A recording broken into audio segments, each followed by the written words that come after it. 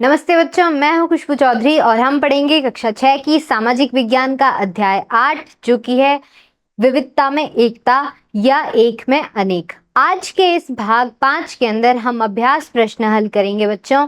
तो शुरू करते हैं पहले प्रश्न से, जिसमें पूछा गया है कि पाठ के आरंभ में दिए गए दो उद्धरणों पर कक्षा में चर्चा कीजिए। ये दो उद्धरण किसके थे, क्या उसमें कहा गया था, उसके ऊपर आपको चर्चा करनी है। तो इस प्रश्न का उत्तर आप किस प्रकार से लिखेंगे बच्चों कि पाठ की शुरुआत में रविंद्रनाथ टैगोर और श्री अरबिंदो के उद्धरण दिए गए हैं। किस किसके? रविंद्रनाथ टैगोर और श्री अरबिंदो के।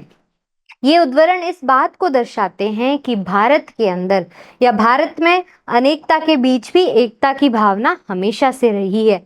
रविंद्रनाथ टैगोर ने बोला है या फिर ईश्वर से प्रार्थना की है कि हे ईश्वर, हे भगवान, भारत की ये जो विविधता में एकता का स्पर्श है वो उसको कभी गंवाना नहीं चाहते, ये इस अनुभव को कभी गंवाना नहीं चाहते। वो चाहते हैं कि ये भारत की जो विविधता में एक समृद्ध देश है जो भारत, या फिर उसकी विविधता में एकता जो है वो बरकरार रहे और वो उसको अनुभव करते रहे। तो ये उद्धरण इस बात को दर्शाते हैं कि भारत में क्या है, अनेकता में एकता है। रविंद्रनाथ टैगोर प्रार्थना करते हैं कि वे इस विविधता में एकता की सुंदरता को कभी ना भूलें, जबकि श्री अरबिंदो क्या बोलते हैं कि यह एकता भारत के अस्तित्व के लिए आवश्यक नींव है। शुरुआत के समय से या प्राचीन से लेकर अब तक अरबिंदो का ये मानना है कि प्राचीन समय से लेकर अब तक भारत की जो विविधता में एकता का समृद्ध होना है ये आवश्यक है। क्यों? क्योंकि भारत के अंदर विभिन्न प्रकार की भाषा बोलने वाले, विभिन्न प्रकार के रीति रिवाज, परंपराएं, पहनावे वाले लोग रहते हैं। हर राज्य की अपनी भाषा है, अपनी बोली है, हर समुदाय की अपनी एक अलग बोली है। जैसा कि के.एस. सिंह ने एक परियोजना संचालित की थी या संरक्षित की थी, उसमें उन्होंने बताया था कि भारत के अंदर लगभग 325 भाषाएं बोली जाती है, जिसमें उन्होंने 4635 समुदायों का अध्ययन किया था। तो इससे बच्चों हमें क्या पता लगता है कि भूदृश्य अलग अलग है, बोली अलग है, पहनावा अलग है, खान पान अलग है, संस्कृति अलग है, रीति रिवाज, परंपराएं सब अलग है। अब प्राचीन समय में भी अगर विविधता में एकता नहीं होती भारत में, तो इतने सारे लोग एक साथ कैसे रह सकते हैं? भारत की जनसंख्या जो कि लगभग 1.4 अरब है, अगर इतने सारे लोग हैं, ये सभी मिलजुल कर नहीं रहेंगे, एकता नहीं रखेंगे, तो फिर एक साथ रहना मुश्किल है। क्यों? रंग अलग, वेशभूषा अलग है, लोगों का धर्म अलग अलग है, इसीलिए ये जो विविधता में एकता है भारत की, ये होना आवश्यक है, ऐसा श्री अरबिंदो का कहना है। तो ये उद्धरण हमें क्या सिखाते हैं बच्चों कि भारत की पहचान विविधताओं को सम्मान देने और एकता में पिरोने से होती है। ये क्या है? भारत की शान है कि भारत विविधता में एकता को प्रदर्शित करता है, या फिर भारत विविधता में क्या है, समृद्ध देश है। तो हमारा महान भारत जिसमें विविधता में एकता हमें देखने को मिलती है, इतने सारे डिफरेंसेस, इतनी सारी चीजें अलग होने के बावजूद भी एकता दिखाई देती है, ये हमारे भारत के लिए जरूरी है। और हमें भारत को या फिर भारत की इस विविधता को एकता में हमेशा पिरोए रखना है, ताकि ये विविधता में एकता हमेशा बरकरार रहे। अब दूसरे प्रश्न की ओर बढ़ते हैं, जिसमें पूछा गया है कि पंचतंत्र की कुछ कहानियां चुनिए और चर्चा कीजिए कि उनके संदेश किस प्रकार आज भी प्रासंगिक है। क्या आप अपने क्षेत्र से संबंधित कोई अन्य कहानियां भी जानते हैं? तो आपको कुछ कहानियां बतानी है जो पंचतंत्र की होनी चाहिए या फिर आपके लोकल क्षेत्र की होनी चाहिए। तो बच्चों, पंचतंत्र किताब जो है, कहानियों का संग्रह है, ये आपको किसी भी लाइब्रेरी में, आपकी खुद की स्कूल की लाइब्रेरी में पंचतंत्र की किताब मिल जाएगी। और अगर नहीं भी है आपकी स्कूल की लाइब्रेरी में, तो बच्चों अपने टीचर से कहिए कि हमारी लाइब्रेरी के अंदर पंचतंत्र की कहानियों की किताब लेकर आएं। क्यों? क्योंकि पंचतंत्र की कहानियां हमें कई सारे नैतिक मूल्य सिखाती है, कई सारी शिक्षाएं देती है, सीख देती है, जिसमें मित्रता, प्रेम भाव और लालच वगैरह नहीं करना, ये सारी चीज क्या हमें किससे मिलती है, किससे पढ़ने को मिलती है? पंचतंत्र की कहानियों से। बच्चों, पंचतंत्र जो है उसको लगभग 2200 वर्ष पुराना माना गया है। उसका जो ओरिजिनल संस्करण जो लिखा गया था, संस्कृत में लिखा गया था। तो ये जो पंचतंत्र है वो लगभग 2200 वर्ष पुरानी है। इसीलिए तब से लेकर अब तक पंचतंत्र कई सारे संस्करण इसके आए हैं, कई सारे रूपांतरण हुए हैं और तो और देश विदेश में भी इसको पढ़ा जाता है। तो ये किताब पढ़िएगा आप, इसमें से आपको कोई भी कहानी लिखनी है या फिर उसकी चर्चा करनी है। दूसरा, आप अपने लोकल क्षेत्र की भी कोई कहानी ले सकते हैं। तो पंचतंत्र की कहानियां नैतिकता, चतुराई, मित्रता और जीवन के व्यवहारिक ज्ञान को सरल ढंग से प्रस्तुत करती है। तो यहाँ पर हमें कई सारी सीख मिलती है, जैसे कि नैतिकता, चतुराई, मित्रता या फिर जीवन के व्यवहारिक ज्ञान या फिर चुनौती का सामना कैसे करें। ये सारी चीजें हमें कहाँ से सीखने को मिलती है? पंचतंत्र से। उदाहरण के लिए कौवा, कुम्हार और सांप की कहानी, ये कहानी बताती है कि बुद्धि से बलवान को भी हराया जा सकता है। अब कौवा, कुम्हार, सांप की भी कई अलग अलग कहानियां हैं, लेकिन एक कहानी मैं सुना देती हूँ। एक कुम्हार जो मिट्टी से बर्तन बनाया करता था, वो एक कहीं पर जा रहा था, उसने देखा कि एक सांप जाल में फंसा हुआ है।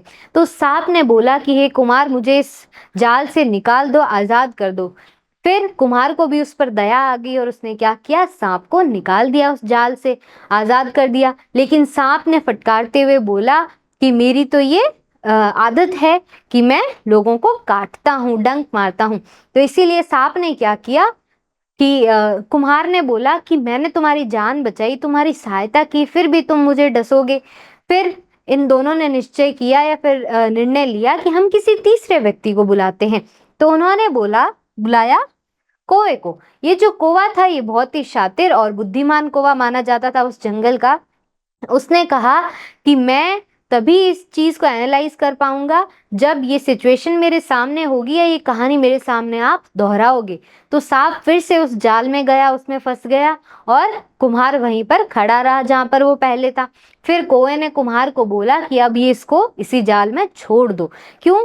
जो इंसान आपकी भलाई का एहसानमंद नहीं हो सकता, आपकी भलाई को नहीं देख सकता, उसके बारे में आपको नहीं सोचना चाहिए। तो ये कहानी है कौवा, कुम्हार और सांप की, जो हमें बताती है कि बुद्धि से बलवान को भी हराया जा सकता है। तो यहाँ पर कौवे ने बुद्धिमानी से खेल रचा कि वापस वही सिचुएशन क्रिएट करो, वापस वही दृश्य बनाओ। तो सांप वहीं जाकर फंस गया। फिर इससे सांप को भी अक्ल आ गई कि जो भलाई करते हैं हमारी, हमें उनका भी भला करना चाहिए, उनके बारे में बुरा नहीं सोचना चाहिए। सिंह और सियार की कहानी, यह कहानी लोभ और धोखे से बचने की सीख देती है। एक शेर था जंगल में, वो बीमार था या फिर घायल था, वो शिकार नहीं कर पा रहा था। तो सियार ने बोला, उसके पास आया सियार और उसने बोला कि मैं आपके लिए शिकार लेकर आता हूँ। और शेर ने सोचा कि शायद हाँ, ये सियार मेरी मदद करना चाहता हो। फिर सियार एक गधे को बेवकूफ बनाता है और उसको शेर के सामने लाता है। फिर जंगल के राजा शेर को बोलता है कि इसको मारकर खा लीजिए। फिर शेर उसको मारने में थोड़ा असफल तो होता है, लेकिन बार बार प्रयास करने के बाद वो सफल हो जाता है। फिर शेर कहता है कि मैं नदी में स्नान करके आता हूँ, तब तक तुम यहीं रहो, इस गधे का ध्यान रखो। लेकिन सियार क्या करता है, उसको लालच आ जाता है, वो गधे के दिमाग को या सर को खा जाता है। जब शेर वापस आया, उसने देखा गधे का सर तो उसने सियार ने खा लिया है। तो इससे शेर को ये तो पता लग गया था कि इसने थोड़ा धोखा तो किया है, चतुराई तो की है लालच के चक्कर में। जब शेर ने पूछा कि इसका सर कहाँ है, दिमाग कहाँ है, तो सियार ने जवाब दिया कि गधे में तो वैसे भी दिमाग नहीं होता है। तो इससे क्या पता लगता है हमें? सियार के लालच के बारे में पता लगता है। तो ये कहानी लोभ और धोखे से बचने की सीख देती है। इन संदेशों की आज भी बहुत प्रासंगिकता है क्योंकि ये जीवन कौशल से संबंधित है। बच्चों, ये कहानियां अलग अलग भी हो सकती है क्योंकि जितने भी पंचतंत्र की कथाएं और कहानियां हैं, उनके अंदर सारे क्या है, जानवरों से रिलेटेड और प्रकृति से रिलेटेड कहानियां हैं। तो ये जितनी भी जानवरों की कहानियां, जैसे कि मैंने बताया कौवा, कुम्हार और सांप वाली जो कहानी है, उसमें भी कुछ अलग कहानी हो सकती है, लेकिन कैरेक्टर वही है। मैंने वो बताई जो मुझे पता थी। सिंह और सियार में भी मैंने वो कहानी सुनाई जो मुझे पता थी। ये कहानियां अलग भी हो सकती है। आप और भी पंचतंत्र को पढ़िएगा, जो भी दो सबसे अच्छी कहानियां आपको लगे, जो अच्छी सीख देती हो, उसको यहाँ पर लिख दीजिएगा। तो इन संदेशों की आज भी बहुत ही ज्यादा प्रासंगिकता है क्योंकि ये जीवन कौशल से संबंधित है। स्थानीय कहानी का उदाहरण, जैसे कि राजस्थान में मूमल महेंद्र की लोक कथा प्रसिद्ध है, जो कि प्रेम, विश्वास और संघर्ष की कहानी है। राजस्थान की एक लोक कथा है मूमल और महेंद्र की, जो किसके लिए जानी जाती है? प्रेम, विश्वास और संघर्ष की कहानी है। जैसे कि हमने बात की थी रामायण की, रामायण भी बच्चों हमें प्रेम का संदेश देती है। तो यहाँ हमें सिर्फ लोक कथा की बात करनी थी या फिर पंचतंत्र की कथा की बात करनी थी, इसलिए हम यहाँ पर रामायण की बात नहीं करेंगे। अगले प्रश्न की ओर बढ़ते हैं। अपने क्षेत्र से कुछ लोक कथाएं एकत्रित कीजिए तथा उनके संदेशों पर चर्चा कीजिए। आपको अपने लोकल एरिया से जो कथाएं मिलती है सुनने को, चाहे आपकी दादी दादा से मिले या फिर चाहे किसी और से मिले, तो अपने बुजुर्गों से कुछ कहानियां इकट्ठी कीजिए, सुनिए जो कि लोक कथा हो और उसके बारे में आपको यहाँ पर चर्चा करनी है। तो राजस्थान की लोक कथा की अगर हम बात करें तो बंजारा और सांप, यह कहानी सतर्कता और सजगता का संदेश देती है। ये भी कुछ कौवे कुम्हार और सांप वाली कहानी से मिलती जुलती है।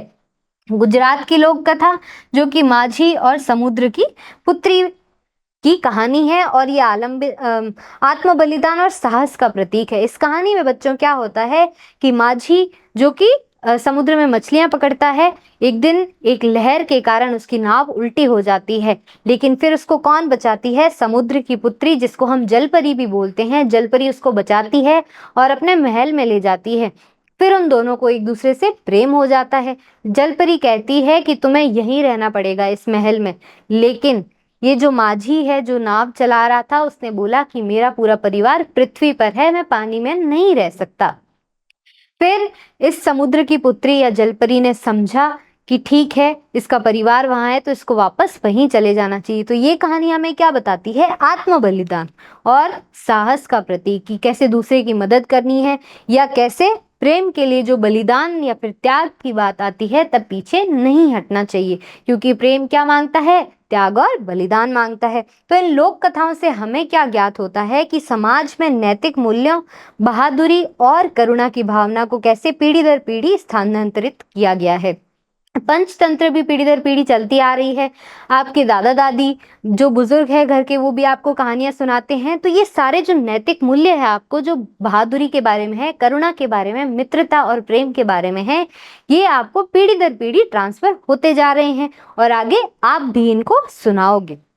अगले प्रश्न की ओर बढ़ते हैं। क्या आपने किसी प्राचीन कहानी को कला के माध्यम से दर्शाते या चित्रित होते हुए देखा है?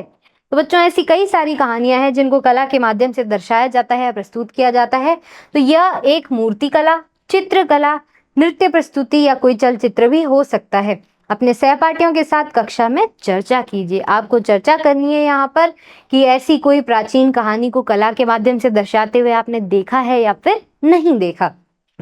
तो इस प्रश्न का उत्तर आप कुछ इस प्रकार से लिखेंगे कि हाँ, हमने कई प्राचीन कहानियां जैसे कि रामायण और महाभारत, ये दोनों क्या है? महाकाव्य है।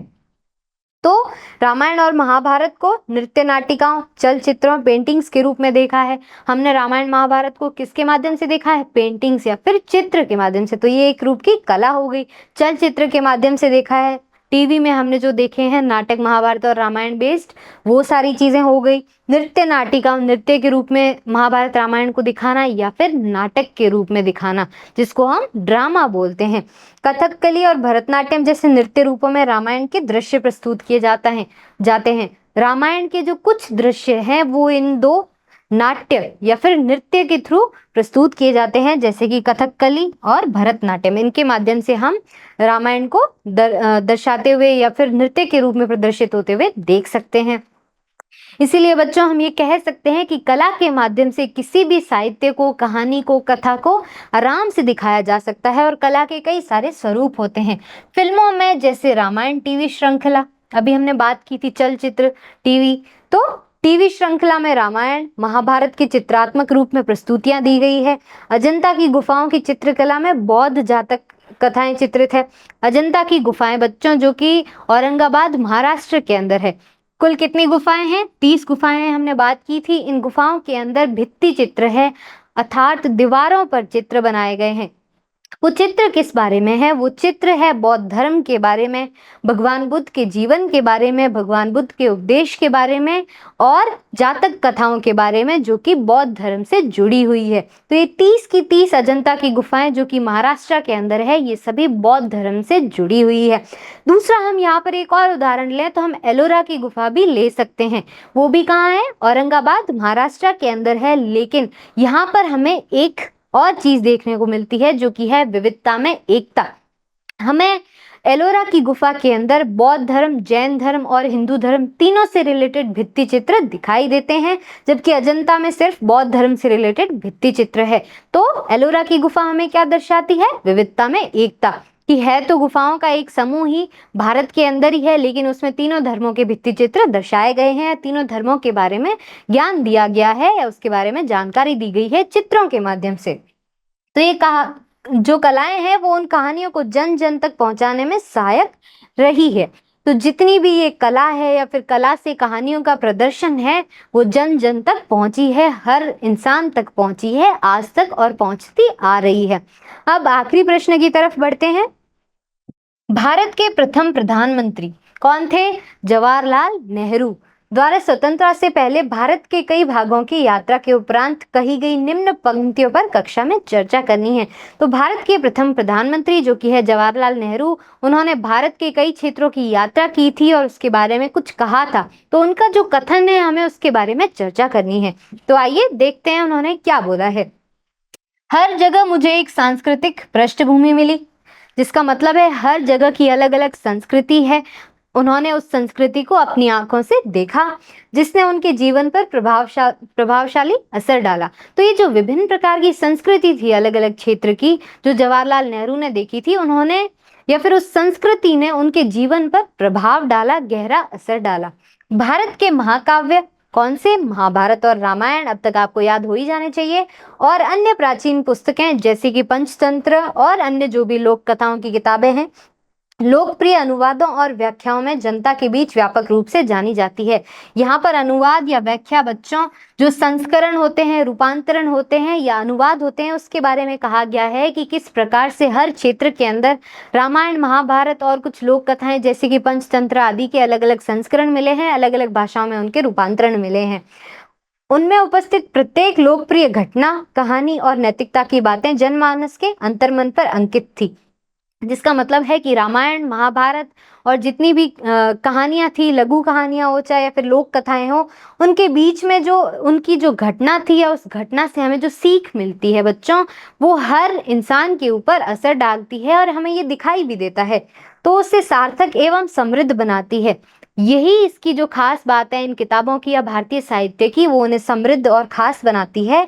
निरक्षर ग्रामीणों को भी सैकड़ों श्लोक कंठस्थ याद है और उनकी आपसी बातचीत में इन महाकाव्यों को अथवा कुछ पुरानी कालजयी कहानियों को संदर्भों में प्रचुरता होती है। तो यहाँ पर ये कहा गया है ऐसे लोग जिनको पढ़ना भी नहीं आता, उनको भी वो श्लोक याद है, उनको भी वो कहानियां याद है। जैसा कि मैंने बताया था, लेखन बहुत बाद में आया था, पहले लोग हर चीज को कंठस्थ याद रखते थे, मौखिक रूप से याद रखते थे। तो वैसे ही ये लोग भी क्या करते हैं, मौखिक रूप से याद रखते हैं इनको, चाहे उनको लिखना ना भी आए लेकिन फिर भी उनको श्लोक याद है, उनको इन कथाओं के बारे में पता है और ये आगे पीढ़ी दर पीढ़ी इन कथाओं को सुनाते भी हैं, जो नैतिकता को प्रतिस्थापित करती है। तो ये सारी किताबें जो है भारतीय साहित्य की, चाहे महाकाव्य हो चाहे कहानियां हो, ये सभी क्या दर्शाती है, ये नैतिकता को दिखाती है कि किस प्रकार से हमें नैतिक मूल्यों के बारे में इसमें से ज्ञान मिलता है। अब महाकाव्य रामायण महाभारत की अगर हम बात करें तो रामायण के अंदर हमें प्रेम, बलिदान, त्याग आदि की सीख मिलती है। कैसे भ्राता का प्रेम होता है जो लक्ष्मण और राम भगवान के बीच में। महाभारत के अंदर हमें धर्म, कर्म, नीति, राजनीति आदि के बारे में पढ़ने को मिलता है। तो ये सारी जो कहानियां हैं या फिर महाकाव्य है, ये सभी हमें कुछ न कुछ नैतिक मूल्य सिखाते हैं, इसीलिए हमें इन कथाओं को, कहानियों को जरूर पढ़ना चाहिए। तो बच्चों आज की कक्षा में इतना ही, मिलते हैं एक और मजेदार कक्षा में, तब तक के लिए धन्यवाद।